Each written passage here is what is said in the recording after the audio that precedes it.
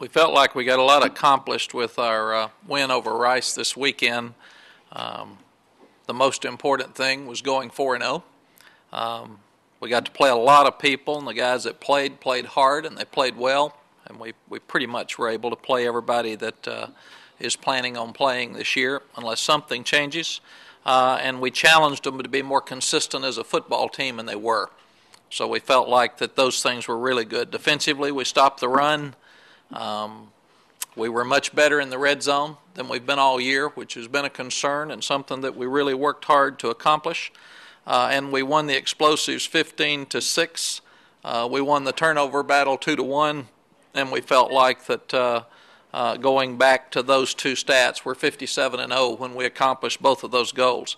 The kicking game was really, really hard to judge because we kicked off 11 times, I think, and they only kicked off once. So it's really hard to manage who had the best field position, all that, when there's that much a discrepancy in how many times you kick it or punt it. And really, really pleased with Ryan Bailey. He's been accurate, but his 52-yard field goal gives us another weapon from further out than we've had. There was a slight breeze with him, but it could have been a 60-yard field goal. It went on through, so we're really, really pleased with him. Thought Chase Clements for them played really well. He made a lot of plays with his feet. He was under pressure all night. He got hit. But as advertised, he and Jarrett Dillon both played really, really well. I hated to see Jarrett come out of the ball game, and hopefully he'll be well for them as they start conference play this week, because he's really a good receiver and one of the best that will play. David Bailiff's team was ready to play. They are lined up in the right places. They're not as talented as we are right now, and I think David's the perfect coach for Rice, and we all saw what he did at Texas State, and he'll do the same at Rice just over time. And I don't think we play them next year, but we'll play them in 2 more years, and by the time they come back or we play them in Houston, wherever the next game is, it will be a different David Bailiff football team, because I've watched him and been around him a lot. K-State's 3-1, and Ron Prince has done an amazing job of coming in there and continuing to build on what Bill Snyder did for the many years that all of us watched him at K-State. They had a 13-9 lead at Auburn late, and a quarterback sack and a ball loose that was picked up by the defense and Auburn's defense and run back for a touchdown was the difference in the ball game, or they would be undefeated, and that was an opening game on the road. Ron Prince is an Appalachian graduate. In fact, I went up and watched him practice once in the early 90s, and he was on that team and didn't even realize when I was at North Carolina. It should be a treat for the fans to watch 2 of the best young quarterbacks in the country. When you watch what Josh Freeman's accomplished, he's been unbelievable. Colt is obviously one of the best players in the country as well, so that should be fun to watch. And Jordy Nelson for them has already had 30 receptions, and he's the guy that caught the last ball of the game last year to kill the clock against us. They're number 21 in the country in pass offense. They're throwing for about 300 yards a game and 36 points a game. You look at their defense, they're a 3-4 pressure defense. They're blitzing about 60% of the time and playing a lot of man coverage. They're number 9 in rush defense in the country. They have 7 seniors that have played well at K-State for a long time. The number 9 rush defense is only giving up 68 yards rushing per game. They're 13th in the country in total defense, giving up 258 yards per game. They're 16th in scoring defense. They're number 3 in punt returns. They're number 21 in kickoff returns. Their punter's averaging 44.6 yards per punt, and 6 of his 14 punts have kept the other team back inside the 20-yard line. And they're 4th in the country in sacks with nearly 5 sacks per game. Ian Campbell, the great defensive end that's a junior for them, had 11-plus sacks last year and is on all the watch list, just like Tim Rayer, their punter, and Brooks Roseman, their kicker, has not missed a field goal. You look at the history of the last 3 games, we lost 42-45, we've won 24-20, and won 17-14. So the last 3 games that we've had with Kansas State have been really tough games and really good games, and we will know more about ourselves this weekend because they're a really good football team.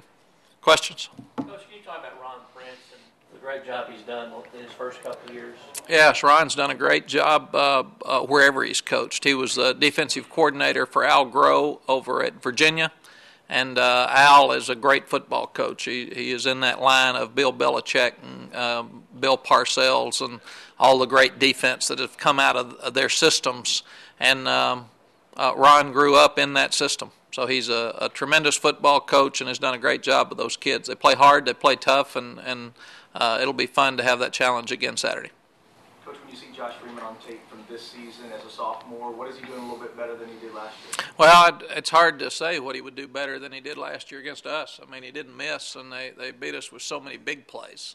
And he's doing the same. They're throwing the ball up in the 40 times per game. He's just so big and strong and has a great arm and very accurate. So he is right now the force to be reckoned with the Kansas State offense. He's really good. And he's about 6'6", 240 or something. He's just huge. You talk about the mindset now that you're 4 games in and heading to the Big 12. I know the team always wants to grow, but at some point you say, all right, we got to have a good team ready to go win games in conference. Yeah, we're hoping that we saw enough positives on Saturday night with the consistency. That's what we weren't doing well. And if they will continue to play with that attitude, understanding the players at Kansas State will be better than the players at Rice, and we were able to hopefully start developing some more depth on Saturday night because I think we threw 2 passes after the first drive of the second half, but we were able to run the ball with those young linemen, and John Childs got in and Vondrell got in and made some plays and helped us. Some of the young receivers got some experience. Defensively, we played everybody. So hopefully we've had a growing process. We're finding out more about who we are because we'll have to play by far our best game Saturday to win. Coach, you talk about the first 3 games being tough. Is this a game against Rice that you guys needed? You needed your team to have a game like this where everything kind of worked right? Well, somebody asked me last week if you think it's better to blow everybody out or have all close games, and I think I said you'd rather blow them all out, but close games may be better for you. I'm not sure. I'd rather blow everybody out. I'm sorry, the thing you do learn when you're in tight games is you learn how to hang in there and win. You learn how to handle adversity, and we've had all that. You learn how to come from behind. We've done that. As I said, we're the best onside kick prevent team in the country. We've done that 3 or 4 weeks. And at the same time, there is an urgency that we're not near where we need to be, and that a whole lot of things need to continue to get fixed. And that hasn't changed after Saturday. We just felt like we made some progress. Offensive line, some guys got to get into the ball game that hadn't got in there before. Can you tell us what on tape, how they looked, and what's their growth pattern? Yeah, Michael Huey and Kyle Hicks played a whole lot. They played maybe 30, 40 plays in the ball game of 70. So that was really good for them. And then we got the other, Trey Allen played, Brett Mitchell, Buck Burnett, Greg Smith. We were able to play Steve Moore. All those guys got to play some, and they look like they fit. So with Cedric Dockery's knee still trying to fight through it, I think he only played 40 plays as compared to 89 the week before, so that was better, 38, 39. The fact that Charlie Tanner's nursing a sprained ankle and Adam's been hurt, we're just going to have to play those other guys and just move on and try to get them more reps during the ball game when it matters, not just wait till the end. Regardless of what you tell them, will this be about revenge for at least some of the guys, no matter if you say you have to let each personality kind of work themselves out? I don't think so. We just watching these teams that we've been around for the last 9.5 years here, it hadn't been a revenge bunch. You know, they haven't lost a lot, and if everybody had revenge that we'd beaten, it'd be that way every week, so maybe it is. But I just don't think that's what drives them. They know they're good. They want to win the Big 12 championship. They want to continue to get better. They know we still aren't where we need to be. And they remember Josh Freeman. So it'll be about playing a good Kansas State team at home. Our crowd was great again Saturday. They'll be excited about being here. But I think it's more about getting better than it would be about revenge. But do you think Colts is excited maybe about getting another shot at him and being so healthy and so much bigger? Well, I'm sure he is. I haven't talked to him about it because I did notice this morning he was 4 for 4 for 51 yards when he came out. So that may be a factor. But Colt is mature. He's coach's kid, so he understands it's about Texas and wanting to win more than last year. Coach, you got to be pleased. I don't know if you saw them, the resilient kids waiting in line to get their tickets this week all around the stadium. Got to be pleased with all the student support. Crowd's been great. It's been great since we've been here. I think we've sold out them all but the first two. They've been great. Coach, their running back didn't do very well against Auburn. What happened in that game? I haven't seen any tape. They threw it 57 times, so they really have decided, it looks like, to run some, but put it in Josh's hands, and he's just a great passer. And he's just a force. I mean, it's like walking out there and seeing Matt Leinart when you see how big he is. I was shocked last year because you can't feel his presence on film of what he brings to their offense. They had good running numbers the last two games, so they can run the ball. They can run the ball. Auburn is really good and stacked the line of scrimmage, and they just threw it 50-something times. And I'm sure after that game, like us, if you have a game where you don't run it as well, you go back to work and tried to make it an emphasis the last 2 weeks. What's the difference you saw in your team after a blowout versus the first three close games? Is there more of a confidence now going into K-State? I would think so. We won't know till Tuesday, but they had more fun yesterday at meetings, and they were like that after TCU too. I thought the second half at TCU we played so well. The first two games there were pieces of things we did well, or 1 and 3 against Central Florida and Arkansas State, but they weren't as happy after those, obviously, and we weren't either. And we had some things to fix the first half against TCU, but we felt like we got them fixed the second half. But they were pleased Saturday, but they also know that Kansas State will be a lot tougher than Rice. Is it nice to see Linus finally kind of getting back into what we're normally used to seeing? Yes, he just had a tough year physically. And because of that, he has not been able to practice as much or as full speed as he would like. It probably hurt his timing and Colt's some, and he was a little unsure with an ankle and a sore wrist, and it looked Saturday to me like he was full speed and ready to go and confident, and boy, do we need him back, especially to stretch the field. We thought we did a better job getting the ball deep Saturday than we have so far this year, and he helps us do that. Containing Josh Freeman is a problem. 6'6", 250, gets outside the pocket. You don't ever talk about injuries, but defensive end has had some situations where some young guys, and Eddie Jones goes down again for a little while, so there's going to be some youth out there on the defensive end. Well, there is. Lamar's coming on. He did better. I hated to see Eddie get hurt because he's really improving, and the young defensive ends have gotten so much more experience than we expected them to. Since that first ball game, that they are growing up, but everything speeds up now, so it will be tougher. But I think Lamar led us in tackles maybe up front, so that he's just going to have to keep coming. And Sam Acho played well. He batted a couple of balls in a row and made some plays. So we're just going to have to take the young ones, and they're just going to have to play. Coach, you mentioned their sacks. They have a lot of sacks by their linebackers and their defensive back season, so it shows that they do blitz a lot. They blitz about 60% of the time. They're a pro-oriented defense with their 3-4, but they're really, really aggressive with it. They don't drop them as often as they bring them. So if you can't, they make it very hard to run the ball with 68 yards per game, but also if you can't pick up their blitz, it's a nasty-looking day. I mean, you have got to be able to handle their blitz to have a chance. How tough is that on Colt and Jamal or whatever running back is in there to figure out protections? Well, it's tough, but we've been blitzed more this year, and I think we've been since we've been here, and we've handled it pretty well. We've had 4 sacks, I believe, and the one Saturday was not it was just a missed call up front. So we feel like they've handled it well so far, but we should be prepared because every week Rice blitzed us a lot more than we thought they would. Everybody's blitzed us, so it's just part of it. Colt asked me after the game why we thought we were being blitzed so much, and I think everybody's blitzing more there.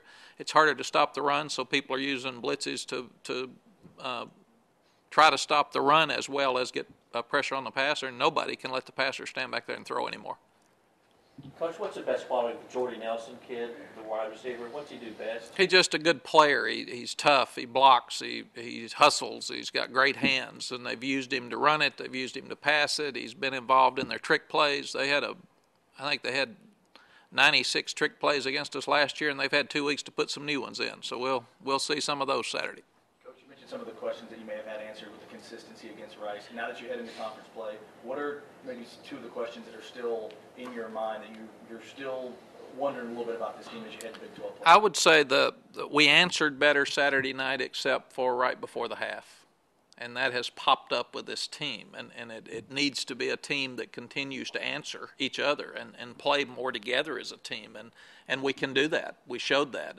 The second half, even with the younger guys, they answered better and kept playing hard, but that's the thing this team will have to answer. There will be more adversity this weekend than there was against Rice, so when it comes up, we've got to step up and do a good job with it. Our seniors are doing a great job. You'll talk to Tony. You got leaders like Tony Hills. Tony's playing as good as any lineman we've had here in the first 4 games. He should be up for all the awards. You look at what Frank O'Kim and Derek Loki are doing inside with their leadership and their toughness, and so I think they're trying to help the younger ones understand the urgency of conference play, and it's here now, and we'll get some things answered Saturday about 2:30.